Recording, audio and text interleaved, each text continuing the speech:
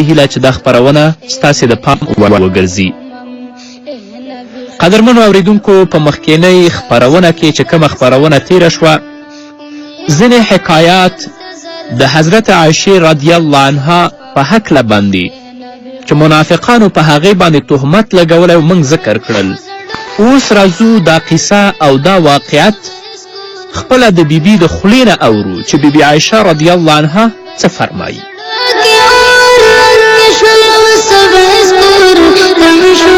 بیبي عایشه رضی الله عنها فرمایي چې زه د رسول الله صلی الله علیه وسلم سره په دغه سفر کې ووتلم چې غزوه د بني مستلق وه،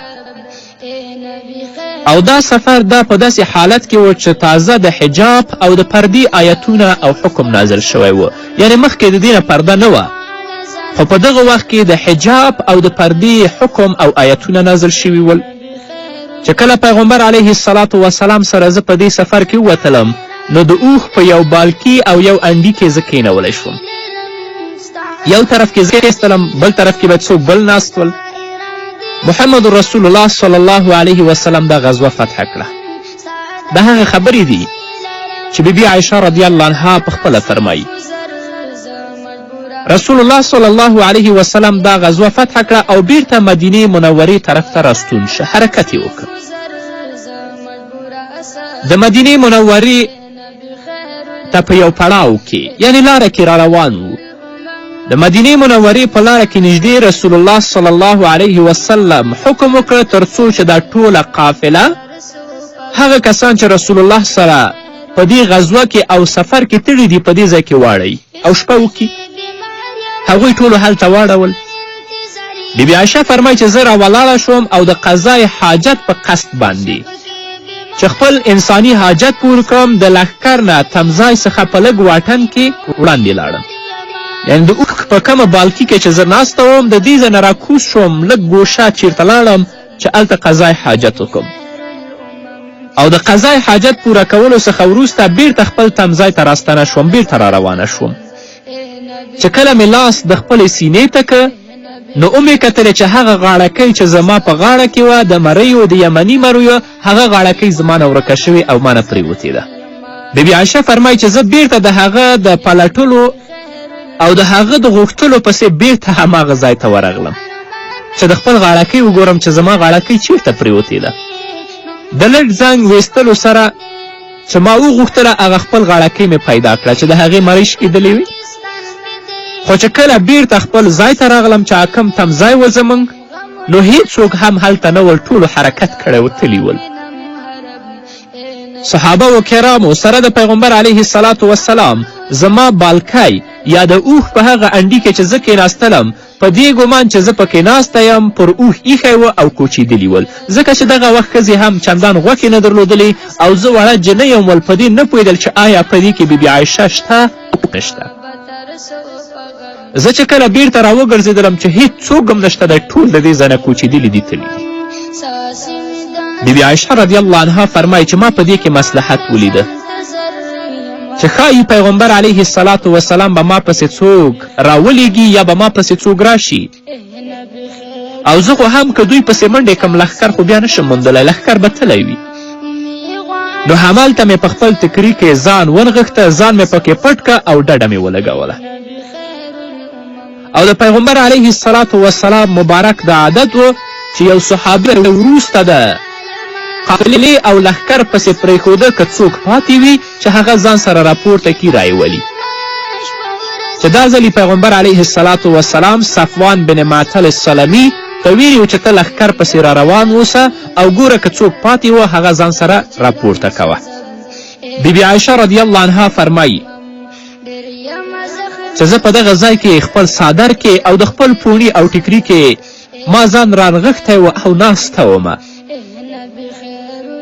چې کتلې مې چې هغه انسان راغی، صفوان بن معطل السلمي، او اوښ لا دوه درې ګامه نه و پورته کړي چې د هغه په نظر کې یو انغښتل شوی ناست انسان په نظر ورغی. صفوان بن معطل السلمي فرمایي چې کله زه لږ ورنږدې شومه چې ګورم د مؤمنانو مور ام المؤمنین د رسول الله صلی الله علیه وسلم میرمن ناسته ده. بیبي عایشه رضی الله عنها فرمایي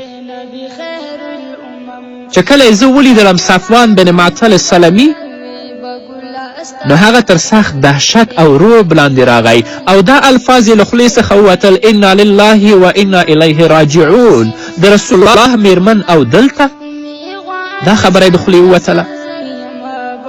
ام المؤمنین بیبي عایشې رضی الله عنها د هغه سره د شرم او له حیا له کبله هیڅ کوم سوال او ځواب ونه کړ. صفوان بن معطل سلمي بې له ځنډه خپله اوښه د هغې په وړاندې چو کړه او په خپله یوې خوا ته ودرېده. هغه په اوښ باندې سپره شوه. حضرت صفوان رضی الله عنه د اوښ واګې پر اوږو باندې کیښودل او روان شو او خپله لاره په مخه کې ونیوله او د لارې په اوږدو کې حتی د هغه سترګې هم پر ام المؤمنین بیبي عایشې رضی الله عنها باندې ونه لګېدلې. نو ربه شو دلته به نوره قیصه بیا هم د بیبي عایشې رضی الله عنها د خولې نه واورو چې واقعیت څنګه وه. بیبي عایشه فرمایي چې زما د په پاک رب باندې قسم وي چې ما د هغه د خولې څخه پرته د دې خبرې چې انا لله و انا الیه راجعون ویلي وه د دې نه پرته بله خبره ما د صفوان د خولې نه وانه اورېدله. خپله اوښه یې زما تر مخه چو کړه او هلته یې ودروله او زه پرې سپره شوم. هغه یې واګې راښکل او روان شو. ټکنده غرمه وه چې موږ لښکر لاندې که او لښکر موږ ګیر کړ. بیبي عایشه دا فرمایي مدینې منورې ته په رسېدو رسول الله صلی الله علیه وسلم د بیبي عایشې رضی الله عنها څخه د هغې د بیرته پاتې کېدلو په اړه وپوښتل چې ته ولې وروسته پاتې شوې؟ علت او سبب څه و؟ بیبي عایشې رضی الله عنها رسول الله ته په ځواب کې داسې وویل چې بیګا شپه ما ستاسې د خولې څخه دا واورېدل چې تاسې لښکر هلته په هغه ځای کې د اړولو او د شپې تیرولو حکم وکړ چې په دې ځای کې به تاسې لښکر اړوئ او دلته به شپه کوئ. زه د خپلې اړتیا پوره کولو لپاره د لښکر څخه یو ګوښې خواته لاړم چې هلته د خپل اړتیا پوره کړم. چې کله زه بیرته راستنېدلم نو خپلې غاړې ته مې پام شه ګورم چې زما غاړکۍ زما د غاړې نه پرېوتې ده. زه د هغه د موندلو او غوښتلو دپاره بیرته ولاړم. هغه مې ترلاسه کړه خو چې کله بیرته خپل تمځای ته راستنه شوم نو لښکر کوچېدلی و. لښکر بلکل تلی و. ما په خپله ټیکري کې خپل ځان راونغوښته او په دې قصد او اراده چې تاسې به مې دلته ونه مومئ او بیرته به زما په تعقیب راشئ همالته مې ډډه ولګوله.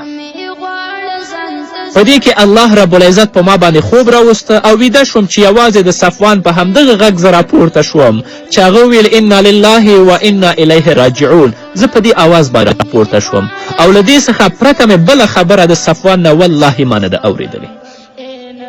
رسول الله صلی الله علیه وسلم چې کله دا خبرې د بیبي عایشې رضی الله عنها څخه واورېدلې د هغې په خبرو کې څه شک او شوبه ونه کړه. رسول الله به څنګه د خپلې هغې ښځې په باب شک کړی وای کومه چې الله پاک هغه ته ورکړې وه او په دنیا او آخرت کې د رسول الله ښځه ده او د ده د ډېر نږدې ملګري او دوست د ابوبکر صدیق لور ده. نو رسول الله به د هغې په خبرو کې څنګه شک کړی وای. خو منافقین سخت تهمت او تور په بی عایشې رضی الله عنها باندې لګوي چې دا د صفوان سره پاتې وه. خو د ډېرو قیسو نه لا بی عایشه خبره نه ده. تاسې به په خپرونو کې واورئ کنې هغې به د خپل ژوند د لاسه ورکړی وای. لکن هغه څوک چې د ضعیفه ایمان خاوندان ول د ضعیفه زړونو څښتنان ول او همدارنګه منافقان وو چې د صفوان پر اوښه سپره او د صحرا له لورې مدینې ته راروانه بیبي عایشه ولیده نو د هغې په شرف باندې کاذبانه تورونه پورې کړل او د صفوان بن معطل سلمي سره په ډیر جاهلانه او ظالمانه توګه بیبي عایشه تورنه کړه. نعوذ بالله من ذلک. د دغه منافقانو سرکرده چې کله ولیدو نو د شا او خا خلکو ته داسې ویل په الله قسم چې دغه ښځه یعنی ام المؤمنین بیبي عایشه رضی الله عنها و اعاذها الله له دغه سړي صفوان څخه خوندي نه ده پاتې شوي او نه دغه سړی ورڅخه خوندي پاتې دی. د عبدالله ابن ابی ابن سلول ویلې په بیبي عایشې باندې تهمت ولګو. منافقانو چې کله ولیدل چې پر اوښ باندې سپره او د صحرا له لورې مدینې ته راروانه بیبي عایشه به سره د صفوان را روانه ده، نو منافقانو د بیبي عایشې په شرف باندې کاذبانه تورونه ولګول او د صفوان بن معطل سلمي سره یې په ډیره جاهلانه او ظالمانه توګه بیبي عایشه تورنه کړه او د منافقانو مشر دا وویل کومه کسانې چې خواشاته ناست ول په الله قسم چې دغه ښځه یعنې بیبي عایشه له دغه سړي صفوان څخه خوندي نه ده پاتې شوې او نه دغه سړی د بیبي عایشه نه خوندي پاتې دی. دا د منافقانو خبرې وي، خو بیبي عایشه لا په دې خبرو باندې خبره نه ده. دغه ناوړه خبرې په مدینې منوره کې د رسول الله صلی الله علیه وسلم یوې ښینې حمنه بنت جحش او د رسول الله شاعر حسان بن ثابت او مستح بن اساسه او زید بن رفعه هم چې د مسلمانانو له ډلې څخه په ناپوهي سره زمزمه کړي، دیو هم دا خبرې کولې. یوه د رسول الله ښینه وه او بل حسان بن ثابت و، بل مستح بن اساسه و او زید بن رفعه و. دوی هم په ناپوهي او په جهل سره دغه تورونه په بیبي عایشې باندې ولګول او دغه د منافقانو خبرې په مدینې منوره کې دوی هم زمزمه کړي او دغه ناوړه خبره بالاخره د رسول الله صلی الله علیه وسلم او د هغه د خسر او ملګري ابابکر صدیق غوږونو ته هم ورسېدلې چې په بیبي عایشې رضی الله عنها باندې دوی تورونه لګولي او دا یې صفوان سره تورنه کړې او د مدینې مجالس په همدغو خبرو ښه ګرم وساتل شول چې تل لپاره به دغه قیسې پکې کېدلې او خبره د مدینې منورې په وګړو باندې ګډه وډه شوه او نږدې و چې د دفاع او اتهام پر بنسټ باندې مسلمانان په یو ستر ازموینه کې وخوځي. ځکه به چا به دا خبره کوله بیبي عایشې پسې تهمت به یې پرې لګوه، بهتان به یې پرې لګوه او چا به دفاع کوله. د دې ویره وه چې د مسلمانانو په کې سخت نفاق او شقاق پیدا شي او د امن فضا یې ګډه وډه شي. قدرمنو اوریدونکو، د خپرونې په دې وخت کې راځو لنډې دمې ته. دمې نه وروسته زموږ خپرونه دوام لري په دې هیله چې تاسې هم زموږ ملتیا وکړئ. بیا هم زموږ سلامونه او نیکي هیلې ومنئ په دې هیله چې تر دې دمه تاسې زموږ ملتیا کړې وي. نو دې خبرو په مدینې منوره کې د مسلمانانو ترمنځ لا یوه لویه اندېښنه پیدا کړه، مګر دا چې الله پاک د حق څرګندونکی دی، حق الله ظاهروي او د خپلو صالحو مخلصو او شریفو بندگانو ریښتونی مدافع الله دی. د عایشې رضی الله عنها پر شرف باندې د تیری او د تهمت دغه بده خبره په مدینې منوره کې د هر چا غوږ ته ورسېده، مګر په خپله عایشه رضی الله عنها د هیڅ نه خبره نه ده. هغه د بني مستلق له غزوې څخه چې کله راستنه شوه نو بیبي عایشه ناروغه شوه. د خپلې ناروغۍ په اړه یې خپلې مور ام رومان او خپل پلار ابابکر صدیق رضی الله عنه ته شکایت وکړه چې زه ناروغه یم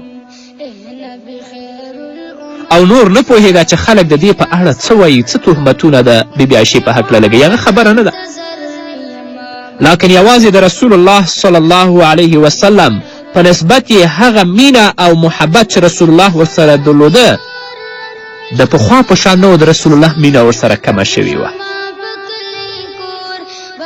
رسول الله به چې کله کور ته راننوته نو صرف دونه به ویل کیفتیکم، ستاسې دغه څنګه ده. دغه لړۍ په همدغه حالت باندې دوامداره پاتې شوه. راشي بیا به د بیبي عایشې د خولې نه څه واورو.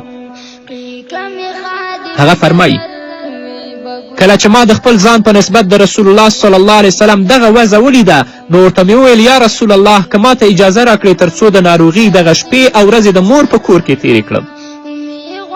رسول الله وفرمیل څه پروا نه لري، لاړه شه. زه خپلې مور کله لاړم او څه د پاسه 20 ورځې هلته ورنځېدم او زما په نسبت تا ویلي او ما ویلي څخه په هیڅ هم نه وم خبره چې خلک زما په هکله باندې څه وایي. اوس چې بیبي عایشه د دې قصې او د دې تهمت نه څنګه خبریږي هغه به هم د بیبي عایشې خپله خولې نه واورو. هغه فرمایي چې یوه شپه له ام مستح بنت ابراهیم بنت عبدالمطلب سره چې د ابابکر د ترور لور وه د قضای حاجت دپاره د کوره ووتلو. په تلو تلو کې د ام مستح پښه په خپل ټکري کې ونښته او هغه پرېوته، یو تینګک یې وخوړه او د خولې نه یې دا ووتل چې ځواني مرګ دې شي مستح، چې د دې زوی ما ورته ویل ډیر بد دې ویل، یو بدري مهاجر ته ته ښیرا کوې؟ بیبي عایشه فرمایي چې ما دې ښځې ته ویل. هغې ویل د ابوبکر لورې ته څه خبره یې چې هغه ستا په اړه څه وایي؟ ما ورته ویل څه خبره ده ولې؟ هغې ویل په الله قسم دوی خو ستا په اړه داسې خبرې کوي، یعنی تا تورنکۍ صفوان سره او ستا په هکله دوی تهمت او بهتان کړی. د دې خبرې په اورېدو سره بیبي عایشه فرمایي چې بیرته خپل کور ته راستنه شوم او خپلې مور ته مې ویل الله دې تا ته بښنه وکړي، خلک زما په باب داسې خبرې کوي او تا زه له هیڅ څه نه هم نه یم خبره کړې.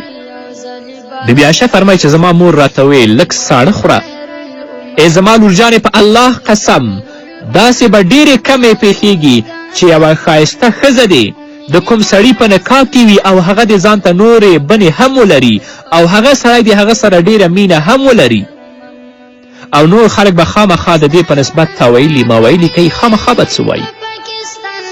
دا به همدلته پرېږدو چې د اندېښنو په چاپېریال کې د صبر جمیل څخه پرته د خلاصون بله کومه لار نه لري بیبي عایشه. را بشود رسول الله صلی الله علیه وسلم حالت ته. رسول الله صلی الله علیه وسلم د خپل معهود بشریت او د ابوبکر د کورنۍ سره د بېدریغه مینې په اساس د مسجد په لور راووت.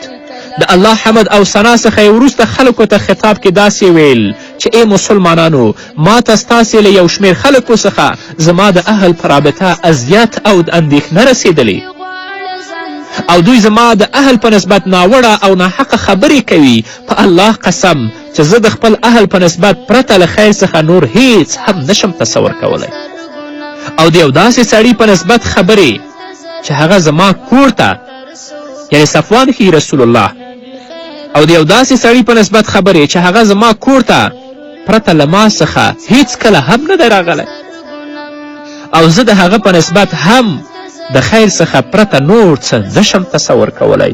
رسول الله صلی الله علیه وسلم ته هم اندېښنه وه او ډېر خفه و چې څنګه په بې عایشې باندې تهمت لګیږي. د دغه خطاب په اورېدلو سره د مسلمانانو په سترګې کې اوښکې ډنډ شوې او کله چې رسول الله صلی الله علیه وسلم خپلې خبرې پای ته ورسولې نو د اوس قبیلې سرمشر اسید بن خزیر پورته شه او ویل که دغه کسان د اوس قبیلې نه وي نو موږ به یې تا له اذیت څخه وژغورو او که دغه کسان زموږ له خزرجي ورونو څخه وي نو ته امر کوه په الله قسم چې موږ به یې سټونه ورته ووهو سر به یې پرې کړو. له دې سره جخت د خزرجیانو مشر سعد بن عباده راپورته شه او هغه ویل دروغ دې ویل. اسید ته وایي چې تا دروغ وویل، ته به هیڅکله هم د هغوی سټونه نشې وهلی او ته په دې خاطر دا خبره کوې چې هغوی خزرجیان دي او که ستا قومیان وای نو هیڅکله به دې دا خبره هم نه وای کړې. اسید په غوسه شو او ورته ویل ته هم منافق یې چې د منافقانو څخه دفاع کوې.